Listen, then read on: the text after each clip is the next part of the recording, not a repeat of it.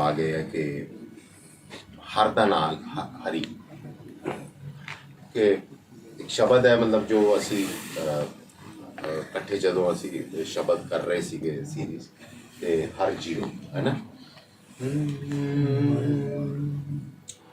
हर जियो हर जियो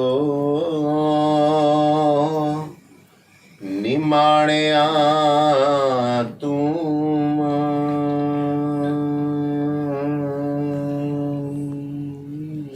के हर दा नाम लै बच्चिया मैं तेरे नाल हाँ, निमाणिया तू मान, मतलब तू निमाणा या मैं तेरा मान या। And the other one was हाँ हाँ सो सतगुर प्यारा मेरे नाल है, सो सतगुर प्यारा मेरे नाल है,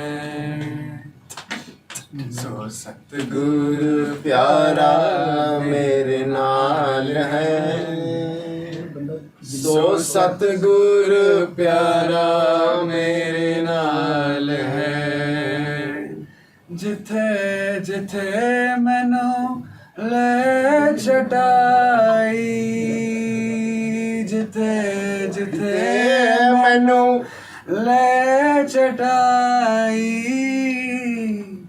सो सतगुर प्यारा मेरे नाल है, सो सतगुर प्यारा मेरे नाल है।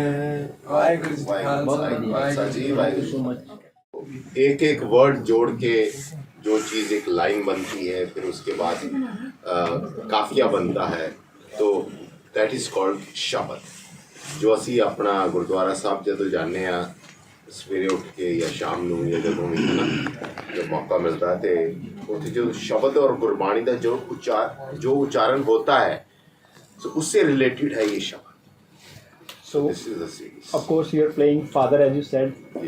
फादर किस तरह के बच्चे के हो आप, उस पर थोड़ी सी लाइट हम ज़्यादा स्टोरी को ना रिवील करते हुए बताएं। फादर में एक अच्छे बच्चे का फादर हूँ ऑब्वियसली, एंड क्योंकि फैमिलीज में आजकल क्या एक जनरेशन चेंज है, और वही एक जो कॉन्फ्लिक्ट है एक जनरेशन टू जनरेशन, सो वही शब्द में दिखाया जा रहा है। तो in the and I think सब कुछ सॉर्ट हो जाएगा एंड ऑल एवरीथिंग। तो आपका रिबेलियस बच्चा है क्या? नहीं, not at all, not at all जी, बहुत प्यारा बच्चा है। ठीक है, तो शब्द किसका नाम है?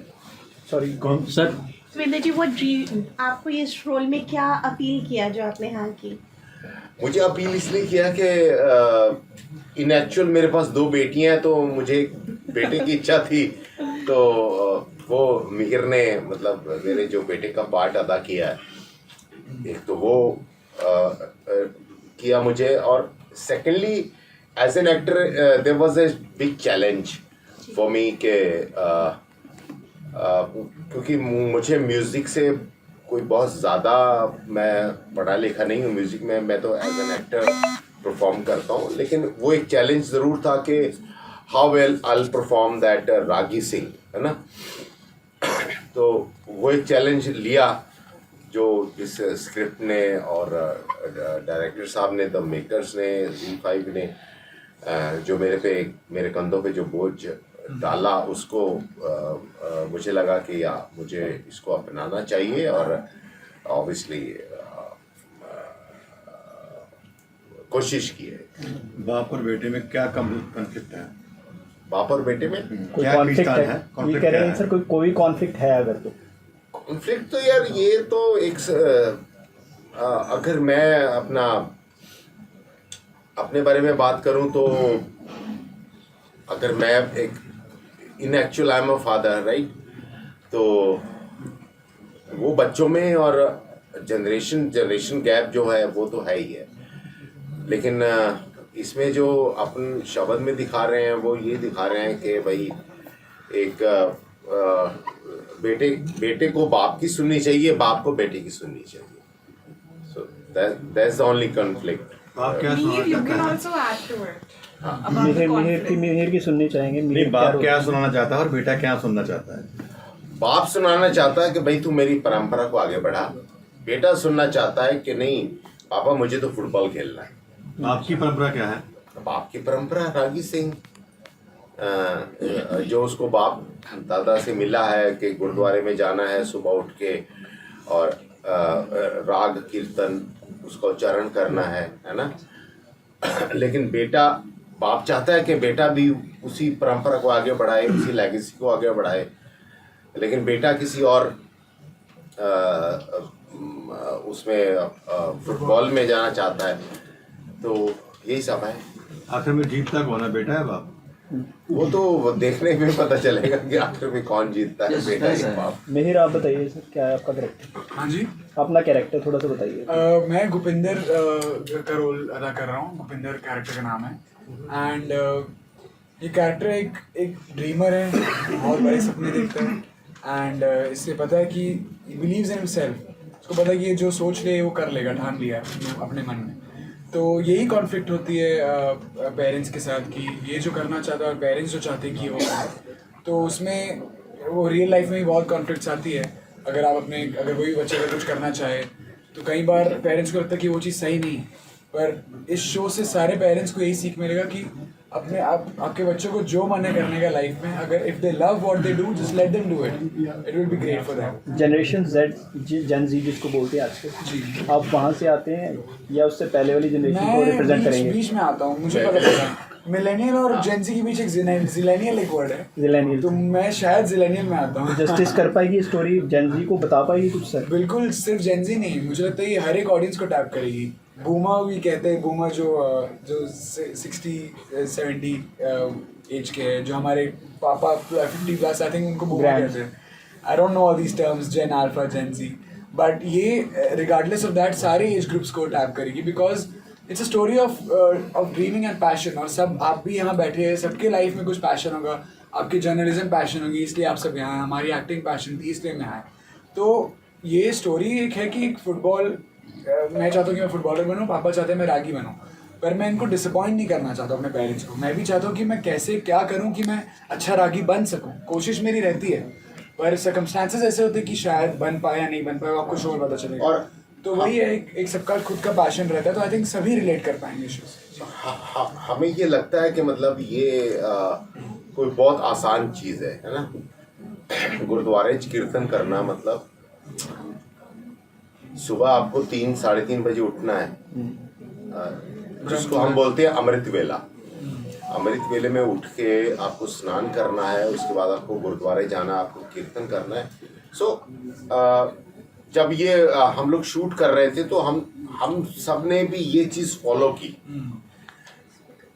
कि प्रॉपर उठना है, उस टाइम पे उठना है। और म्यूज़िक का मतलब मैं अगर अपने लेवल पे बोलूँ तो मुझे कोई बहुत ज़्यादा पता नहीं है, बट मेरे को भी ट्रेनिंग लेनी पड़ी इसकी। अपना शब्द किमें गुरबाणी किमें गानी है, एंड ठीक है वो, क्योंकि थोड़ा हारमोनियम कैसे बजाना है, कैसे उसके सुर और the background music and all, तो उसके साथ जो रिलेट करने वाली चीज़ें थी, तो वो एक चैलेंजिंग तो था ना।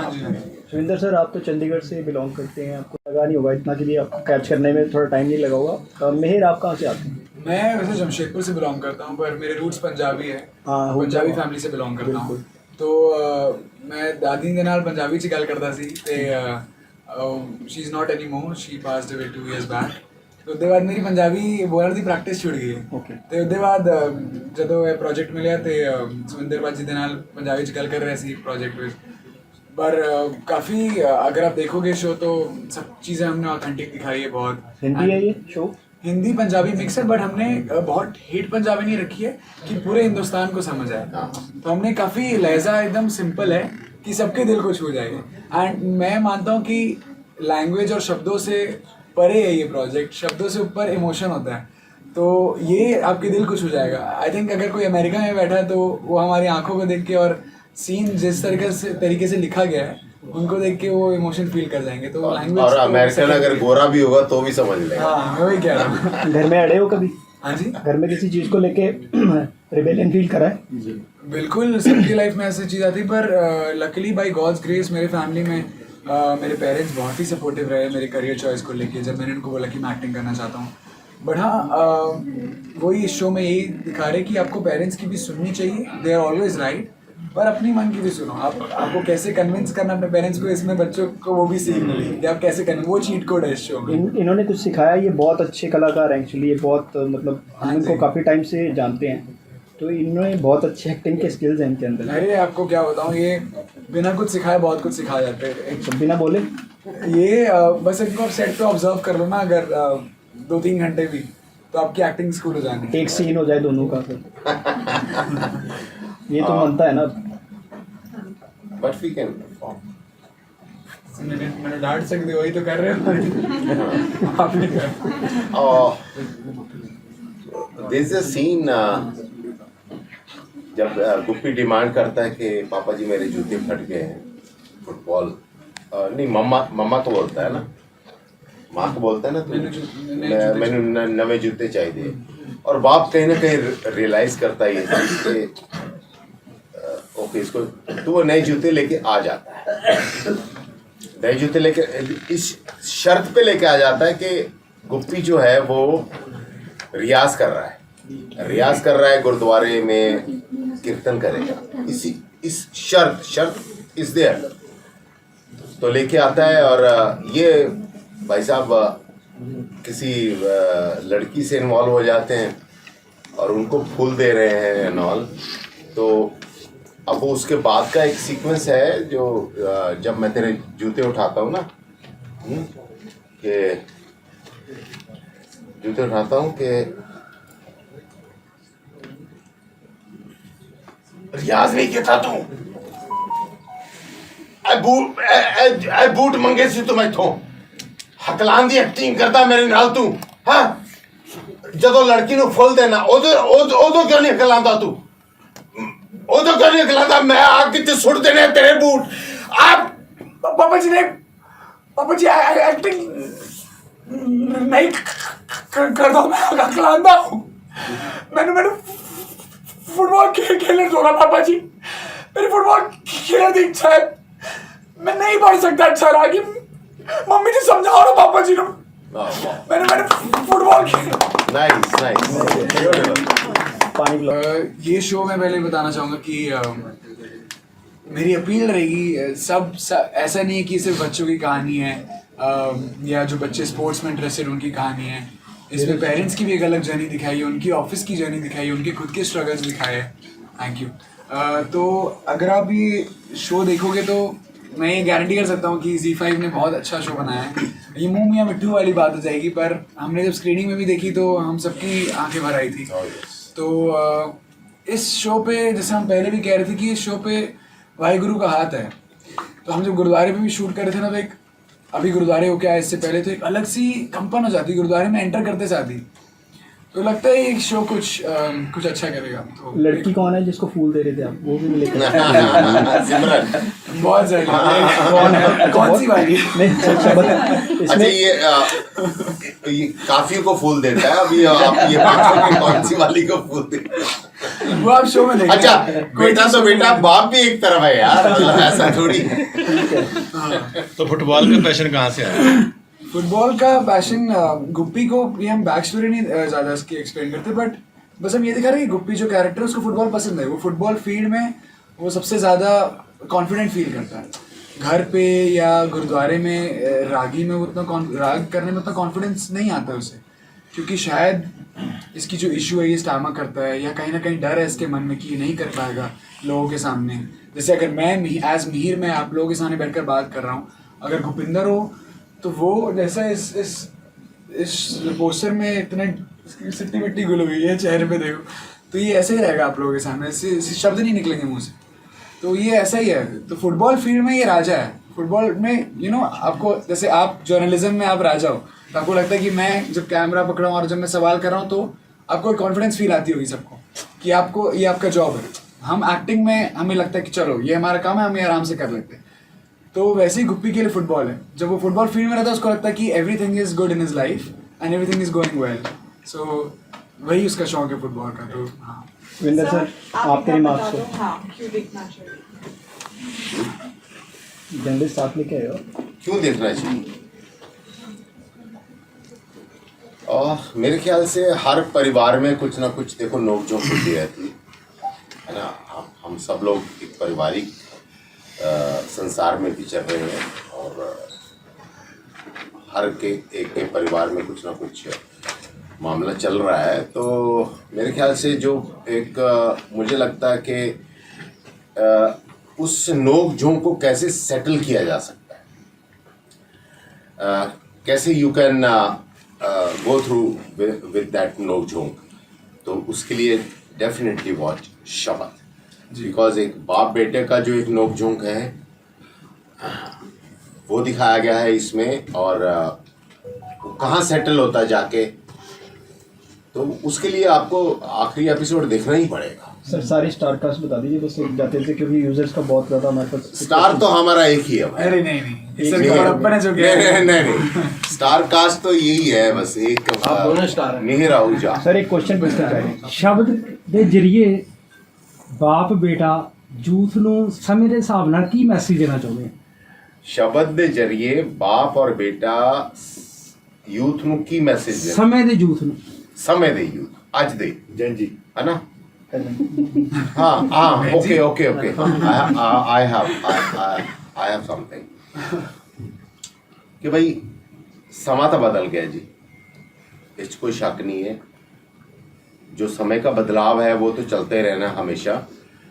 ਤੇ ਅੱਜ ਦੇ ਸਮੇਂ ਦੇ ਹਿਸਾਬ ਨਾਲ ਮੇਰੀ ਤਾਂ ਗੁਜ਼ਾਰਿਸ਼ ਇਹੀ ਹੈ ਹਰ ਮਾਪਿਆਂ ਨੂੰ ਕਿ ਵੀ ਆਪਣੇ ਬੱਚਿਆਂ ਦੀ ਸੁਣੋ, ਔਰ ਹਰ ਬੱਚਿਆਂ ਨੂੰ ਮੇਰੀ ਇਹ सीख है कि भी अपने मापिਆਂ ਦੀ भी सुनो जी, क्योंकि इससे कोलैब एक लैब क्योंकि कोई माँ बाप नहीं चाहता कि ਉਹਦਾ बेटा गलत राह ਤੇ ਪਵੇ।